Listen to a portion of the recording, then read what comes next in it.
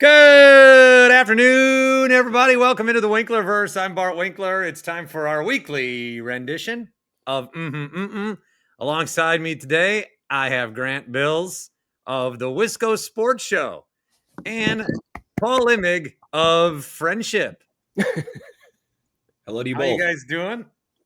Good, you? Oh, good. Wait, can I say, is it just me, or when you hear the word rendition, is the only thing you think of Take Me Out to the Ball Game? When I just said rendition, I was like, this word sucks. But you can, I feel like when you said the latest rendition, and I finished your sentence in my head of Take Me Out to the Ball Game, because that's the only way in which I've ever heard rendition used. Go ahead. Let me type in Google latest rendition of. Yeah. See, I always hear it a rousing rendition. I always hear it paired with that other word. Maybe God bless America. When I'm typing in latest rendition of in the search bar, it just automatically goes to latest version of. Interesting. Tim. All right. We are recording this 1 hour prior to trade deadline. So if there is a Packer trade to be had, then Tim will be editing a lot of how this is pieced together. Yeah, Tim. If not, like, I'm not going to do a 50-minute interview and then the Packers trade for, well, who are they going to trade for that it's not like if they trade for somebody that it's like, oh, they got like the Bears traded for some guy who's got like no tackles or no sacks, no tackles for loss. He just like hasn't done anything. I kind of like that for them. I thought that was a sneaky, nice little move. Little edge rusher depth. What about when Jordan Love is traded in the next hour? For Kyler Murray? Straight up. Yeah. And Malik for Tua? And Tua, yeah. Dolphins would improve in that situation. You know what? I actually think they would. So I've been posting some of these Matt LaFleur takes I've had about how I think he is bad at coaching. I figured you'd start here, and I do, of course, feel like we should start with a LaFleur topic, but if you want to do your thing first, go for it. Well, I feel like I have to evolve. Not on the LaFleur topic. I think he sucks. I don't even like him as a person. Same. But I have to, I've come to the realization that I am just one man. And not that I've ever thought I've had this large platform, but I foolishly have thought that I could be a change agent. I thought that I could be somebody who could help encourage and motivate people to stand in Brewers playoff games, a topic which I've mysteriously just dropped altogether. Smart. Tim. And then, because I can't change that. And then there's a particular brand of Packer fan that I'm really, really struggling with seeing in the comments, as it were. And I'm getting so many comments on these Facebook videos. A lot of them are podcast equipment is too expensive because people are not down with my Matt LaFleur bashing. Okay, can I interrupt and ask my topic? Because I think it's going to perfectly hit on it. Really, I promise you. Sure. I'm surprised. What you're saying is leading me to think you're going to give a different answer than what I expected. For the first time in his Packers tenure, Matt LaFleur's approval rating dropped below 50% with Packers fans. Or I thought, I'm in a group chat with my dad and his buddies. It's a different view into, like, you know, folks you might not normally, and they've been sending around your videos, Bart, and Grant's tweets. I'm like, this is wild. Way to go, guys.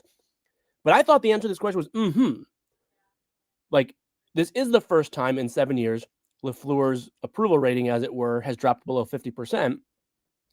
But if you're getting the pushback that now you're implying that you're getting, maybe it hasn't. So now go ahead. And you can answer my question, but also go forth.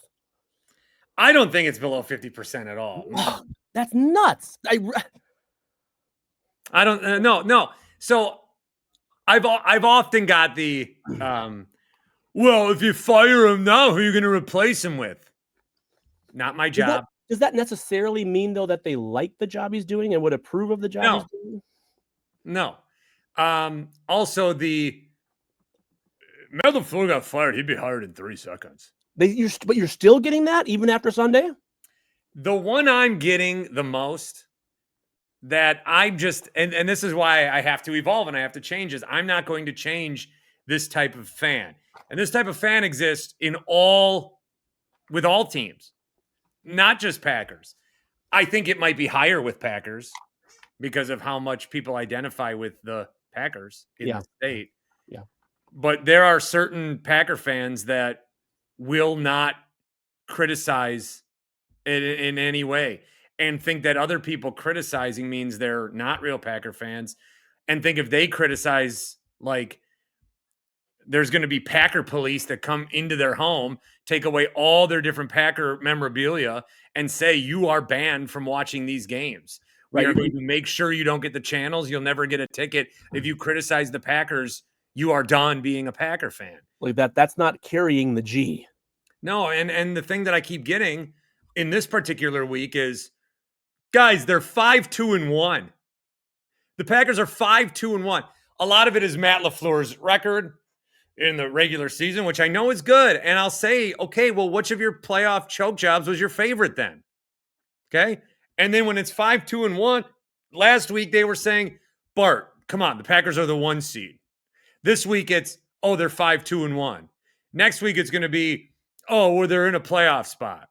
Like, this kind of willingness and eagerness to not take any criticism, it is so infuriating. I can't change it. I just don't understand why we can't see the forest from the trees here. I know they're 5-2-1. I know he's been good in the regular season.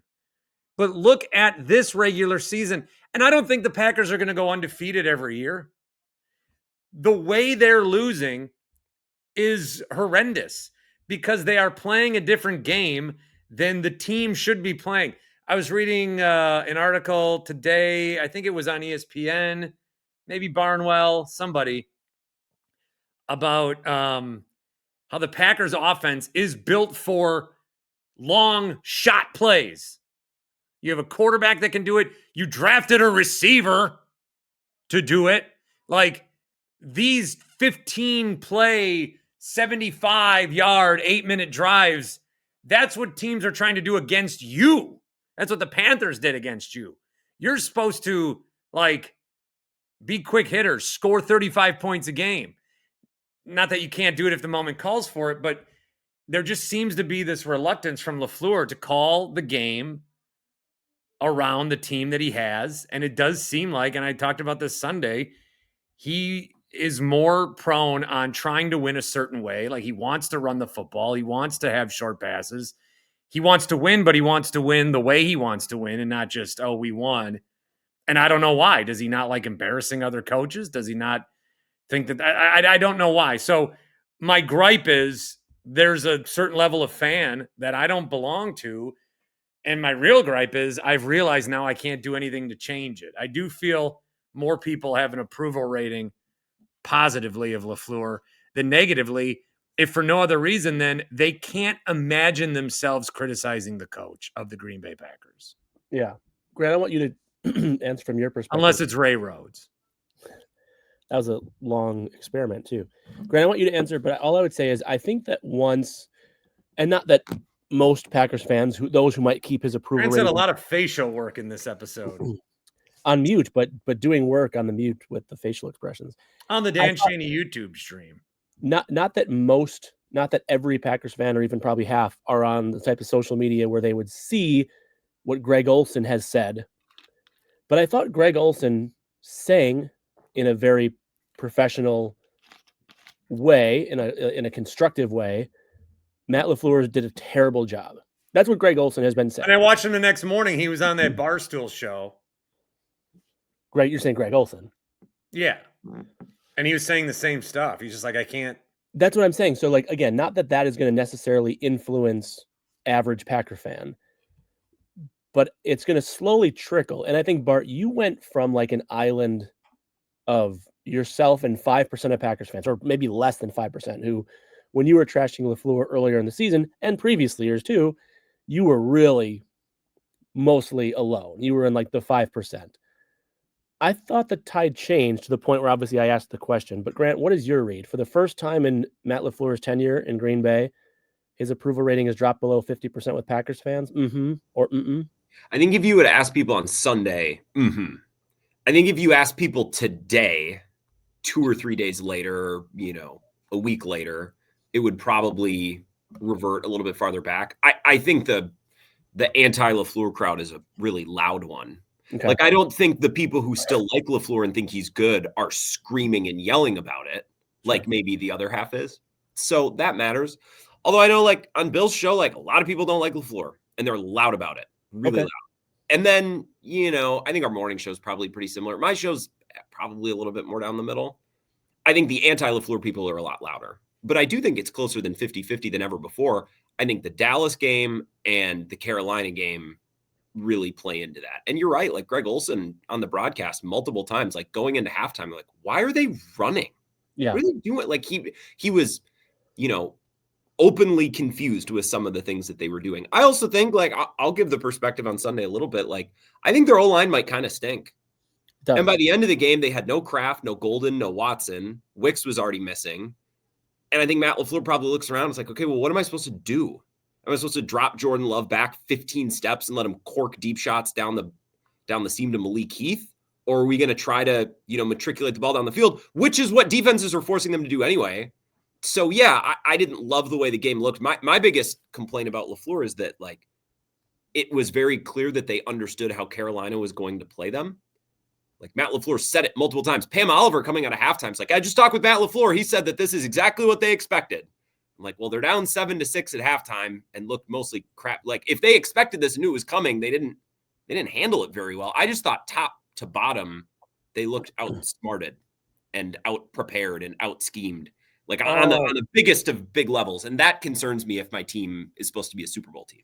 The other one I can't stand. I'm sorry, Bart. Was it Matt LaFleur that fumbled? Was it Matt LaFleur that threw into triple coverage? Was it Matt? Like how can you commend a coach when his players play well and then not also blame him when they don't? I think a lot of it's on coaching. In the moment, I blame LaFleur for the Tucker Kraft injury because he was so dead set on running the football. That Tucker Kraft, he got hurt. Yeah. I also, speaking of ridiculous takes, if I had any sort of an audience that, like, some of these other people have, I said last night on my national radio show, which I have, and it is the biggest secret in the world. I mean, I'm putting these reels out, and people are like, hey, I wish you were on Milwaukee radio still. I wish I could hear you in Milwaukee. I mean, you can 4 hours a night for the last 2 years. Mm-hmm. And who knows how long. I cross my fingers. I said, and I prefaced it with, this is ridiculous, but I said, I think if Matt LaFleur was an uglier dude, he would be fired by now. Thoughts? I think he'd be less popular. You don't have to answer that. I think he'd be less popular. I don't need it. I think so. I think he'd be less popular. If he was a big fat slob with his t-shirt untucked. I think a big part of why a lot of Packers fans don't like him is because he combs his hair and it goes both ways. His face. Of course, it goes both ways. Yes. And that always perfect fade he's got. For what it's worth, I'm one of those people, Grant. And I don't trust him. Where it goes both ways, it's like he's overly emotional, right? He needs to tone it down. It's like, okay. And then I also hear, I never see him get in a player's face. It's like, I saw him yell at Kingsley Enagbare as hard as I've seen, with the exception of Jonathan Gannon literally hitting his guy. Like, that's as mad as I've openly seen a player and a coach. Like, so I think people just, and fan is short for fanatic after all. I think sometimes people just kind of pick and choose and just remember and focus on the things they want to pick and choose and focus and remember. I do think he's too emotional. And Pete Doherty said that on Bill's show today, and I'm going to cut that sound and play it. I'm like, okay, if he says that, I think there's something to that. Like, if Pete Doherty said Matt's too emotional, he says he's an emotional guy. Interesting. take after their head coach. And he cited that early Savion Williams fumble. He's like, it's been a common theme in his tenure where an early mistake knocks them off track and they really can't recover. So, yeah. But not emotional in a good way, like unhinged emotion. That's not Pete saying he cries on the sideline. Right. That's saying he gets worked up about things and his team gets worked up about things. And then he's going, again, it is impossible, I think, for the human, for the vast majority of humans, when you're emotional or you're unhinged, you're not going to make the same decisions in the same way with the same crispness in the heat of the moment. You're just not.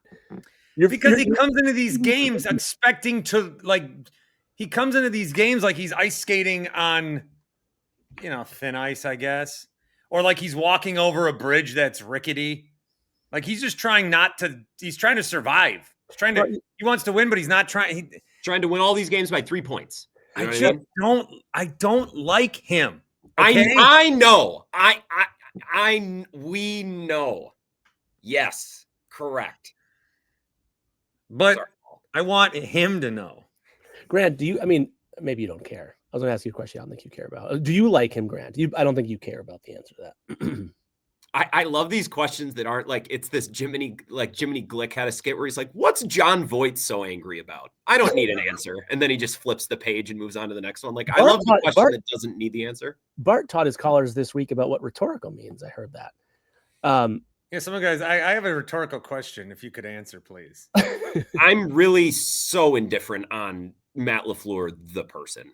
I think if a coach is winning, I'm like, yeah, I really like what that guy's saying. And if they're losing, they find a way to annoy you. And I think that's true of every person. Size, weight, height, hair, creed, race. I don't think it matters. So don't you? Here's the thing. Like, I think when I might look up his address and send him junk mail. I think I would say this from the outside looking in of Buffalo, if the Bills don't make the Super Bowl, I don't think any Packers fan who also observes the NFL will be surprised when Sean McDermott is not brought back if the Bills don't make the Super Bowl. That's what I believe. I think there'd be one too many times where you've been that close and the one guy couldn't get you there. Is it McDermott's fault? Don't know. But you can't lose to the Chiefs again in the playoffs after beating them in the regular season. You can't get 5 years in a row. You just can't do it. You'd have to do something different. Even if you're like, I don't think this is McDermott's fault. I think you just kind of have to at that point. But yet I think when we look at then the Packers with LaFleur, not that it's an identical situation as McDermott with Buffalo, but I think it's like, well, of course he'll be back. The seat's not nearly hot enough to consider not being back. And the thing that keeps popping into my head is, and we've talked about this, Ed Policy is not going to let LaFleur go into a lame duck season. And also, if LaFleur is not re-signed this upcoming offseason, LaFleur is a lame duck, which Ed Policy isn't for. So this is literally the last chance. This season is the last chance. He's in a contract year. He's in a contract year. He is in his own version, I guess, of the lame duck season because he's going to do well enough to get re-signed for 4, 5, 6 years. That's your typical NFL head coach contract extension amount or length. Or he's going to be a lame duck, at which point he'll be fired. And I just don't know what the excuse would be short of a Jordan Love injury or a Micah Parsons injury or something else that you could be like justifying in January if they lost before the Super Bowl. I just don't. I mean, like the Eagles are better. They got to go to the Super Bowl. They got to. I'm sorry. And I just don't. NFC Championship is not enough. Like if you lose in a last-second field goal, he drafted Jordan Love. Like this is his guy. He's developed for 6 years, and he doesn't trust him. Then you don't trust yourself, and that's the problem. Matt LaFleur does not have confidence in himself. I think you said this on your postgame show, Bart. You said when LaFleur was running the offense in Tennessee and had Derrick Henry, he didn't run the ball enough. Now he has a shitty running game and runs the ball too much. It doesn't make sense. It's not like he's always been this run first guy. He had 24-year-old Derrick Henry and like kind of, let's throw it around the field. When is he going to do the McCarthy desperate move of giving up play calling and taking it back 2 weeks later? When are we doing that? I have no interest in that ever happening. He shouldn't either. Really? No. You know how upset I don't get upset. Do you know how far my eyes roll back into my head when I see a link to a story at a Packers blog? Is it time for Matt LaFleur to give up play calling? Yeah, they give up play calling. I mean, Matt LaFleur just needs to call better plays. Yeah. It's like, give up play calling. I don't like doing that either. That's when I see like college coach gets 2-game suspension for handing out pizzas and election day. I'm like, I do not fucking care. I do not care. Here's why I'll push back. I mean, I was on the beat when McCarthy gave up play calling, and it was a big deal, obviously, especially because I think he did it like in mid-December, if memory serves correctly. To Tom Clements? Yes, to Tom Clements. Or James No, I think it was Edgar Bennett. Oh, actually, another good. Who was it? Anyway, regardless, Tim. Ron. Just tell us in our ear if you look it up. But that was a big deal, and it's like if that hadn't drive-through. If that had, Grant, I think if that hadn't happened in recent Packers history, I think we could dismiss the idea of a Packers play calling head coach giving up play calling as just a blogosphere thing. It's not. Who was the head coach last week who just gave up play calling in the NFL? Yes, for the second straight year. And so I don't. He's also given up a lot. Like all he does is punch in and punches out. He's like the only coach in the NFL that actually works a 9 to 5. He's just like, how are we doing in there? Okay, good. How are the wide receivers? All right. I'm gonna take a long lunch. The idea of like, can we play Shador? Don't you ever ask me that fucking question again. And I'm not proposing it, but I also don't think it's like a ridiculous throw that idea aside thing. Maybe it is for clicks. Maybe some people are using it for clicks. But again, in recent Packers history, it has happened. Well, 10 years ago, and it was in the middle of a very bad season. I just, at that point, you're done. You're cooked. It's like, should I hand off play calling? Should I give my wife a hall pass? Like it's the same, proverbially speaking, it's the same thing. Like you don't come back from that. You could delay. You could feign, let's try this. But it's not. It's ending. It's ending. Either. Honey, I know things have been a little stale. Remember my friend from college that you've always been attracted to? He's gonna come over tonight. I'll sit in the corner chair and watch, and they're a real good time. But Grant, so what you're saying though is then it's less about that he should or shouldn't, and more that he just won't. I just want to see you happy, honey. That's what I'm looking for. Because it's bad for his future. You want Adam Stenavich calling the plays? I don't know. What's Matt LaFleur's best trait? Convincing us that he's gonna fix things. Okay. This is what do you think his best trait is? This is smarter than what I would be able to give you. So I would just relay what the smart Theolofskis and the Greg Olsons have said, which is the play design, some of the pre-planning of. Yeah, like when you put trips left, you know it's going to be a screen every single goddamn time. All right, Bart, mute his mic. Tim, he schemes guys open really well. I mean, I'm just gonna regurgitate the stuff that, like I said, Orlovsky and Greg Olson have said. That seems to be what LaFleur does well. Whether or not he then knows in the game setting what to do with it. So again, I'm not here to. I think if the Packers don't make the Super Bowl, I think LaFleur is not back. Unless it's like a last-second Eagles field goal type of thing, because again, he's not going to do lame. This is not like a 2 to 3 year extension, Paul. He's not going to get fired. See, but I don't agree with that. I'm not saying that one situation or two situations when I was covering the team make everything absolute, but McCarthy and coaches like that, and now LaFleur in a situation, they're not okay with like just give me a 2-year extension. We'll call it. They don't. That's usually not agreed upon. It's usually like, I want the 4 to 6 extra years. Why should Matt LaFleur care? If he lost his job, he'd be hired in 3 seconds. Apparently. 3 seconds. Why is that always it's like a random Tuesday in July and you can't even pick up the phone and dial the number in 3 fucking seconds. It's not true. It's never been true. It wasn't true of Vrabel. It wasn't true of McCarthy. Yeah, Vrabel had to go. I saw Vrabel in the Cleveland airport once, and I was like, who the fuck is this guy? He looks familiar. Then I looked up Mike Vrabel, and he's like, and a coaching assistant for Cleveland for a year. I also am still not convinced that Mike Vrabel is this great coach. I think he just has Drake May now, but that's, I guess, secondary. Does Vrabel call the defense? I don't know. I think so. I just learned Mike McDonald does for Seattle. Yeah. The singer? Not Mike McDonald. So real quick, to tie a bow on the question, Grant, where is LaFleur's Packers fan approval rating right now? I would say 55, 45, 60, 40, something like that. But again, the side that isn't approving is like, man, we need to get a little better there. It's not like this guy is a moron and I hate his hair, and if we don't fire him, like I'm going to lose my mind. Like it's not Bart. The other side is like, it hasn't really been good enough. I'm going to figure that out. And then to that point, Grant, Bart, you answer first. Where's LaFleur's approval rating right now? Among Packer fans specifically. 70s. Wow. I'm much closer to Grant's number. I think your Facebook pushback comments are skewing you. I think Facebook is a fairly representative sample. What do you mean? Just like your group chat with your uncle and brother. I don't even know why we're doing this pod. We have a perfectly good understanding of what people are saying.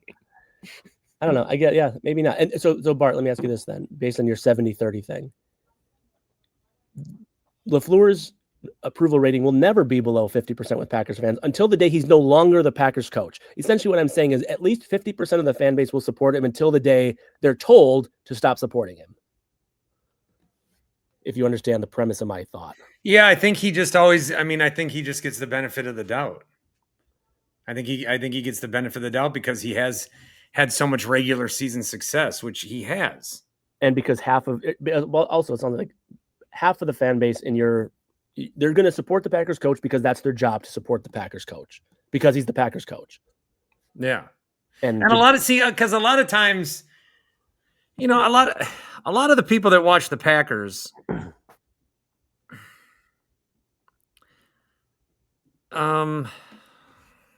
do I want to say that? No. I want to hear what I need to hear what you want to say, but feel that you can't.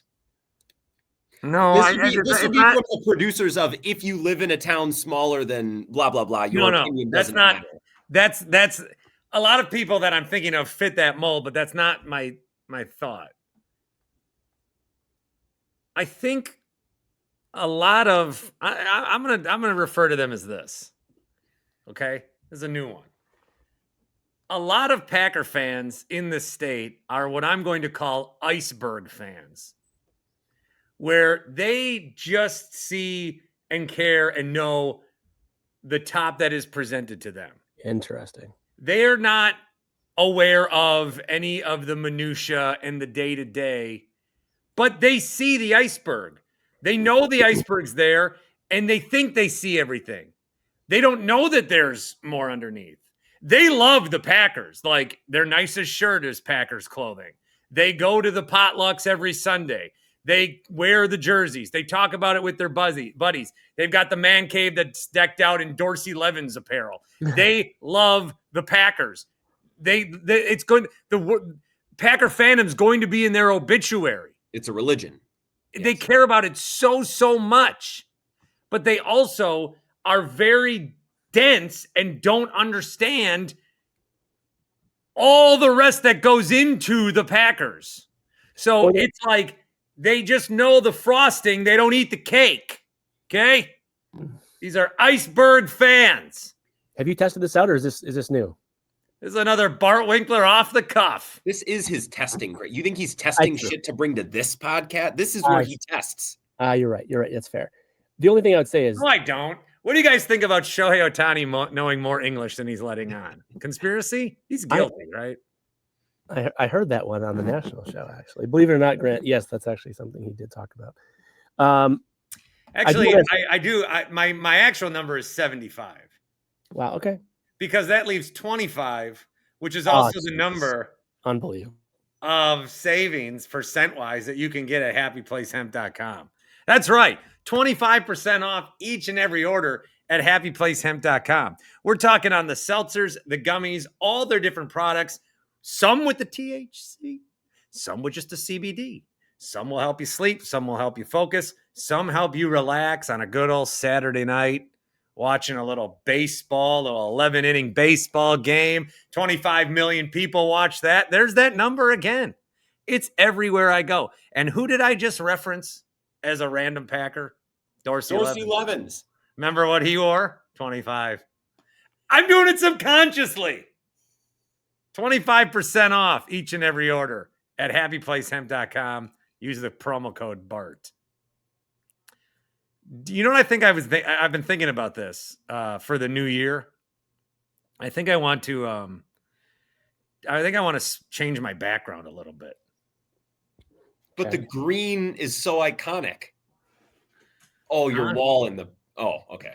I think I might add some depth perception today. Yikes. What do we think about this? I think it's much worse. It's not my Christmas stuff. I'm gonna ride it. Let's just play around with it. Great. I'm moving the ring light Matt bought me. All right. Isn't it nice to have a little DP? Look at this sweet fucking mirror. Planters. That had to be perception. Huh? Is that what he was saying? DP was depth perception? DP can be depth perception, Dr. Pepper, or another thing. Yep. Yeah. All right. I was talking. Yeah. It's not double penny, guys. Okay. All right. That's the thing you try with your wife after you give her a hall pass, and then you completely and totally call it. That's the football equivalent of firing the. Then she moves in with her sister. Yeah. Yeah. All right. I texted I you like guys. this. It's fine. What? I'm perfectly fine with it.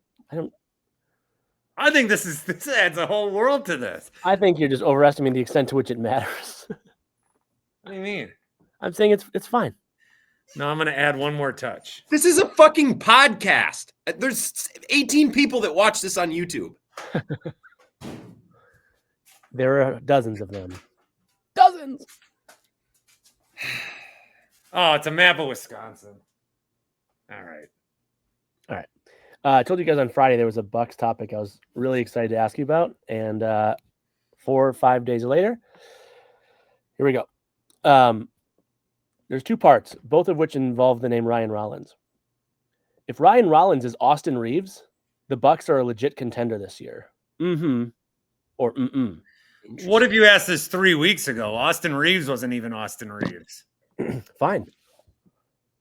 He was, he was good. He wasn't 40 points a night good. No, but he was still like, you're going to say like, oh, he's the 3rd best player on a good team. If Ryan Rollins is Austin Reeves, the Bucks are a legit contender. Mm-hmm or mm-mm. There's a part B to this, but let's hit this one first. Yeah. Mm-hmm. He's what they needed.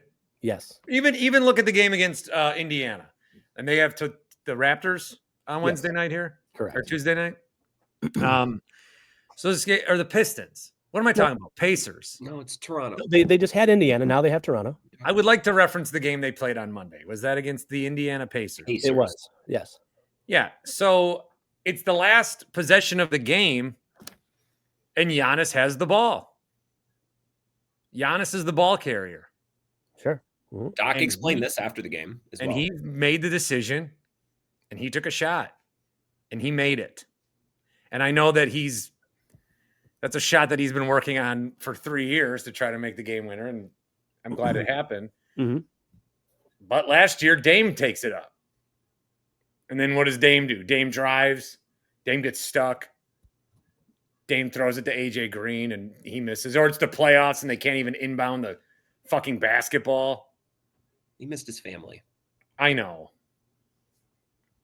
But what you're speaking to is there's a real defined clarity this year in a way that maybe there wasn't last season. It's not about Ryan Rollins, which is a huge help. But this is about Giannis to me and what he's able to do more of. Now, the game winner was awesome. Also, did you see the way people were reading into his Miles Turner comments? No, I don't know if I saw the No, he was like Miles Turner, everyone's booing him. This guy was here 10 years. He gave you his whole career up to this point. Oh. And sometimes in life, people make changes and they want to leave. And then they come back and you're just going to boo them. It's like, what was the whole point of that? And everyone's like, I didn't think about soft launch. I did not think that, nor see that suggested. That clip was really good. My favorite part of that clip was Giannis using camaraderie For someone who like doesn't speak English as a first language, like he rips it, and his accent just makes some of those words funny. Yeah, I'm not making fun of him. It's impressive, but no, I didn't think of that framing, Bart. That's funny. I heard Shohei say that this was the most favorite rendition of a World Series he's ever played in. Yeah, well, must be nice. But yeah, Rollins, I mean, yes, he is. We didn't think he was. He's on a 3-year, $12 million deal, and he's unbelievable. He's playing, with all due respect, this last 2 weeks, very small sample size. Sure. But don't you think if Dame came over and played like that in his first 2 weeks, we'd be a lot more excited? He missed his family. Yeah. Grant, I'm going to request a trade and then be angry about where I go. And then go back to where you requested to leave. Where your head much better the light is in this angle. It's great, Bart. Grant, if Ryan Rollins is Austin Reeves, the Bucks are a legit contender. It's a matter of shot creation. It's a matter of shot creation, because that's probably the thing they lack the most, especially without Kevin Porter Jr. Right? Like Giannis can create and facilitate. Turner can create some things, but not as much. He's going to space you more than he's going to like shot create. Yeah, and he can create a little, but not like so. AJ Green and Gary Trent Jr. will be open when Giannis draws attention and can hit shots. Trent was big in that in the closing minutes of the Pacers game.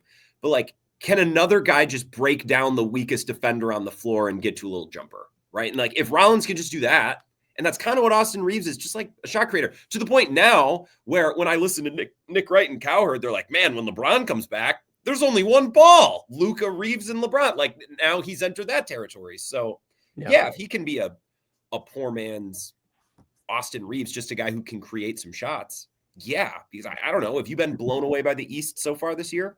Well, the other thing about the Bucks too is like they are obviously trying to make Giannis stay and keep Giannis here, but they have built a team that works around him. That's why the Nuggets were so good. They just built a team around Jokic. Like what? How do we maximize Jokic? Get guys that will maximize Jokic. So with Giannis, you need a center that can move a little more. They got one in Miles Turner, which I still don't understand how a lot of people scoffed at that signing. That was exactly what they needed. Exactly what they needed. You were always saying we need younger guys that can shoot the ball. Got it. We got that. Yes. I mean, are they going to be good enough to win a title? You know, we will see. These are they've got a lot better chance than I thought they did in May. These are the kind of, I think a lot of times, these are like the luck things you fall into, that when you fall into them at the right moment, changes your trajectory. And if you just have a series of where it's like, you just never quite like, the even KPJ getting hurt to allow Rollins to have more time. And even that, right? Where the Indiana game, Rollins played 36 minutes. I couldn't the idea that Kevin Porter Jr. has started his last game at point guard for the Bucks, or he lost his job due to injury, and it's not. I think it's I don't know how you move Rollins back to the bench at this point, but it's like what is amazing is sometimes when you only have a game like a baseball. If you had a baseball player who you weren't expecting in Major League Baseball he came out of nowhere. He's not going to. But think of a better player than that. But someone who it's like goes from like we just signed him in this offseason to a 3-year deal, and he's probably going to be a backup and now he's like your third best player. That doesn't change a baseball team's trajectory because of how much more needs to happen. In the NBA, like that one guy where you suddenly out of thin air find your third best player or your, whatever. Like I'd say, if he becomes Austin Reeves and he's your unquestioned third best player, who you were expecting to be your 9th best player 2 weeks ago, that changes everything from a trajectory perspective. So here's question number 2. The biggest factor of Giannis staying in Milwaukee for the next 5 years is the continued development of Ryan Rollins and AJ Green. That is the biggest factor. If those guys go from, again, who's our guy that just said a week ago that those are the 2 best value contracts now in the NBA, with Rollins on a 3 and 12 and AJ Green on a 4 and 40 or whatever it is. their continued development, Greens and Rollins, is the biggest factor of Giannis staying in Milwaukee for the next 5 years. Or Did Paul freeze? Oh, I thought you guys did. Hi. No, you froze. I'll go. Did you hear it? Probably, Paul. Probably. Because who else? Yeah. I mean, you could talk about the fit with Miles Turner, maybe. Sure. I don't think Giannis, they need to win for him to stay. I also think he's but that's the point though, is like if Rollins and Green are third and fourth best players, and not just like third and fourth players on an okay team, but third and fourth best players on a championship team, they might have like lucked. I mean, there's luck involved, right? They didn't draft them third overall. That's not luck. They might have like kind of lucked their way into finding their third and fourth best players. And if they did, I just think it changes the entire thing. Go ahead. I'm gonna write that down for my show. Actually, what did you say, Bart? They need to win for Giannis to stay. And this is the analysis thought about that. That's really elevates. Okay, continue. You fucking asshole. Well, you go ahead. I don't think it matters what personnel moves they do, as long as they're winning. I also think that Giannis is going to leave. It's pretty clear he's setting it up for that. In the next 5 years, though? I mean, again, that I was almost going to say... Giannis will not be here in 5 years. Yeah, I'd bet against it. 5 years? How old is he right now? 30 or 29? Oh, okay. Shit. He is 30. He's 31 next month. Giannis is going to finish his career in Europe. I was going to say, if he's still here in 3 years, what the fuck's the point? You know what I mean? Like, if he's not leaving this offseason and they have a good 2-3 year window, like, what? You're going to go to Houston? But that's the thing is, like, the East is so unbelievably weak right now and winnable. So the Magic, though, I mean, fuck. And the Hawks. These are the teams that are being sold to me. This is their year, I'm sure. I believe that's the matchup on NBC tonight. I think is Magic and Hawks. I'll be able to watch it with my antenna, actually, unlike any other sports product that being carried these days. Oh, yeah. I didn't realize this many people had YouTube TV. I do. I'm very pissed. I would say the majority of people who own some sort of provider own YouTube Get TV. their direct TVs. Never let me down. I mean, I agree. I also am a DirecTV guy, but you have a dish? Yeah, but even when it rains now, you don't need a dish anymore. But when it rains, they're like, "Oh shit, bad weather. Let's give you the internet feed." Oh, really? Yeah. People are acting like it's I can't get a dish. I got a big oak tree in the backyard. Oh shucks, you get it on fucking internet, just like your stupid ass fucking YouTube TV. Why would you want the dish version then? You don't need it anymore. I don't even think they install it anymore. Oh, I see. I don't have it. But I do have it, and I'll never take it down because when people come to my house and drive by, I want them to know that I've been a loyal DirecTV customer for 20 years. Outside of when we first moved here, we took my wife's Spectrum account. I fucking hated it. We got rid of it after a month. Even when I worked at Charter, I got the free Charter in my room. Me and my roommate still paid for DirecTV. Wow. I would just like to point out I am both a DirecTV and a YouTube TV subscriber when it suits me for show purposes. Because saying that I have YouTube TV these days allows me to ingratiate myself with the masses. But saying I have DirecTV, which I actually do, actually allows me to just tell everyone to get cable, which is what they should have done 2 or 3 years ago. There's people who have Hulu Live TV who's like, well, the Brewers will be back soon. You moron.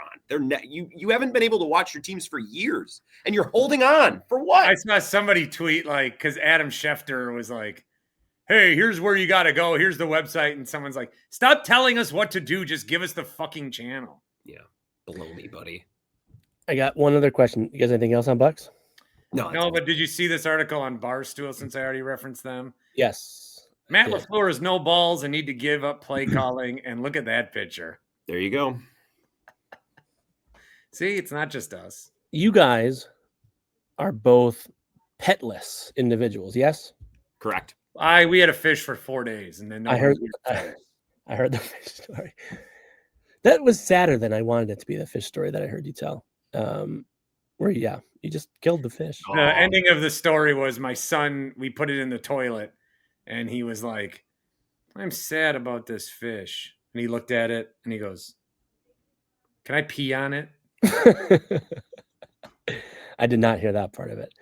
Having said that, are you petless people? You are with Tom Brady, who cloned his dog. This is a good idea, and you will cloned his dog. You don't know this yet. This blew up this morning, probably while you were sleeping. He took blood from his about to die dog, worked with a cloning company, who then cloned his dog with the blood of that original dog died, and now he has the same dog? ? I'll bring that up tonight. It's so I almost sent it to you guys, and I'm going to save it for just in case Bart's behind on his Tom Brady news to get your reaction, which I just got. But then the part 2 of it is like, my first thought was like sending it to you guys. This is really gross, and I hate this. And then I thought, as a dog owner, I might. If you lose somebody, I might. I hate it. I want to be against it. I think I'm in the wrong side of this by even saying the word might. But it's not them. What makes someone who they are, or what it is? But you're doing it for you. You're not. It's not them. Even if I were to die and my wife would, well, she'd probably just be like, next. But if she cloned me, it would just be doing that for her. Okay. I wouldn't still be me anymore. And so whatever I was. Is it different though when it's a pet? No. No? I mean, if you cloned a gerbil, rat, maybe. So remember when Dolly got cloned, Paul, in like 96? The sheep? Yes. Didn't you think that was, I thought in 10 years, I was going to be seeing like 7 versions of my friend Tony. Little did you know that you are. And you Right.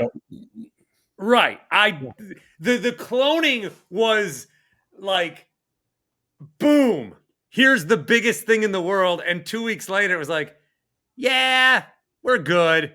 Next. Yeah. What? The Santa Claus 3 brought cloning into the mainstream too. Don't forget about the Tim Allen Santa Claus 2. Some of these face masks you can put on now. That was 2, you Tim Allen casual. 3 was the Jack Frost with Jack Frost. Oh, you're right. I'm sorry. With Santa Claus 2. That was when it was a hot time. And honestly, I'm sure that was part of the storyline because the sheep had just been cloned. Santa Claus 2, the Escape Clause is actually which one that was. Thank you. 3 was the one with Martin Short as Jack Frost, which is great. It's very rare that a movie can continue to back itself up like that, but that one did. I have to go.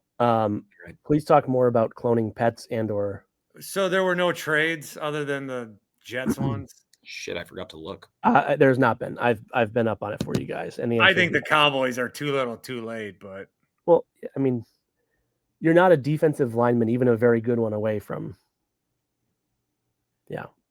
I just think I quit on the Cowboys after last night because Jerry Jones is out there and him sitting next to Stephen A. Smith. Like, what are we doing?